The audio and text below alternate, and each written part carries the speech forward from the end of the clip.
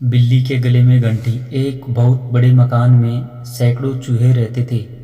उन सब की जिंदगी हंसते खेलते फुदकते बड़े आनंद से गुजर रही थी। परंतु एक दिन अचानक घर का मालिक एक बिल्ली लेकर आ गया। बिल्ली क्या लेकर आया, चूहों की तो बहुत बड़ी आफत आ गई थी। बिल्ली बहुत डरावनी थी। उसे बहुत सारा दूध पीने को मिलता था, परंतु फिर भी उसकी संतुष्टि नहीं हो रही थी।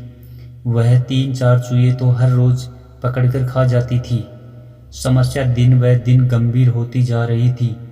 थक हार कर चूहों ने सभा बुलाई, जिसमें हर छोटा बड़ा चूहा शामिल हुआ।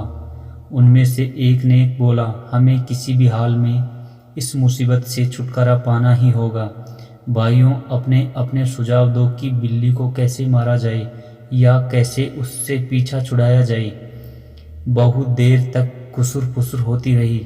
काफ़ी देर बाद एक नन्हा सा चूहा आगे बढ़ा और बोला, क्यों न बिल्ली के गले में घंटी बांध दी जाए, जिससे वह जब भी आएगी घंटी की आवाज़ आ जाएगी और हम सब अपने अपने बिलों में छुप जाएंगे, तो बिल्ली हमारा कुछ भी बिगाड़ नहीं पाएगी। चारों ओर तालियां बजने लगी। वाह वाह, यह तो सचमुच बहुत अच्छा उपाय है। चूहों ने कहा, अरे इस नन्हे का विचार तो सचमुच कमाल का है। अब हमारे फिर सुहाने दिन लौटने वाले हैं। अब हमें किसी तरह का भयभीत होने की ज़रूरत नहीं है। आराम से चैन की बांसुरी बजाएंगे। सदा के लिए इस मुसीबत से छुटकारा मिल जाएगा। अरे इस नन्हे ने तो हमारी चिंता का सदा के लिए अंत कर दिया। इसे सम्मान मिलना चाहिए। ये तो हमारे लिए ईश्वर का रूप है। एक बूढ़ा चूहा जो चुपचाप एक कोने में बैठा बैठा उन सभी की बातें सुन रहा था, उसी समय वह बोला, सुनो जरा सुनो, मेरी भी सुनो। तुम सब एक बात भूल रहे हो।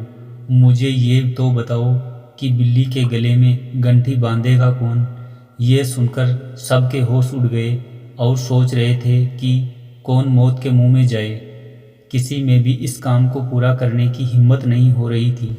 ऐसा खतरनाक काम कौन करने को तैयार होता।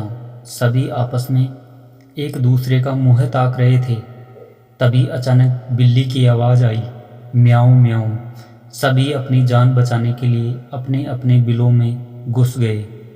दोस्तों, इस कहानी से शिक्षा मिलती है कि सुझाव देना आसान होता है, परंतु अमल करना मुश्किल होता है।